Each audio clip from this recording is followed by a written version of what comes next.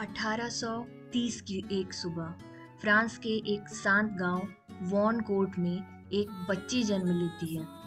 नाम रखा गया लुइस मिसेल। वो एक अवैध संतान थी, लेकिन उसके सपने वैध थे। उसके भीतर सवाल थे, आग थी और बदलाव की एक चुप सीख।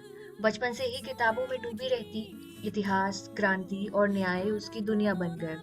उसे सिखाया गया, चुप रहो, झुको, सहो।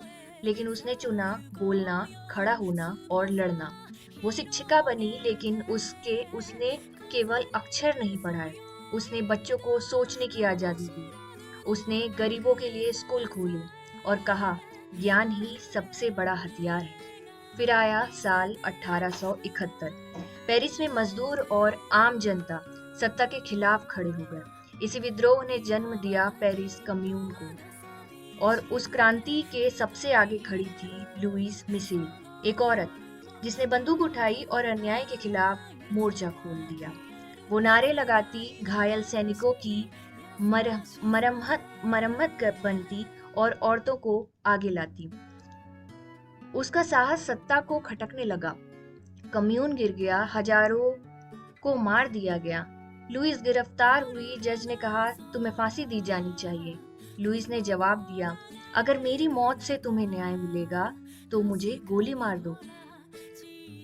लेकिन उसे भेजा गया निर्वासन में, न्यू कैलेडोनिया।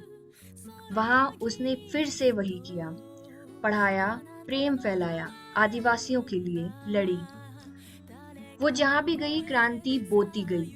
1880 में फ्रांस लौटी। अब वो सिर्फ एक नाम नहीं, एक प्रतीक बन चुकी थी। रेड वर्जिन ऑफ मोंट मात्रे।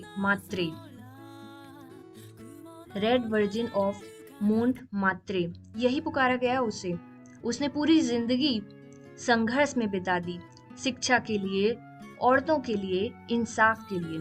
1905 में जब उसकी मृत्यु हुई, हजारों लोग सड़कों पर थे उसके लिए।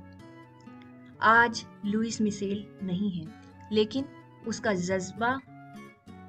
जज्बा हर उस इंसान में है जो अन्याय के खिलाफ खड़ा होता है। उसने कहा था, क्रांति कोई सपना नहीं है, यह एक जरूरत है।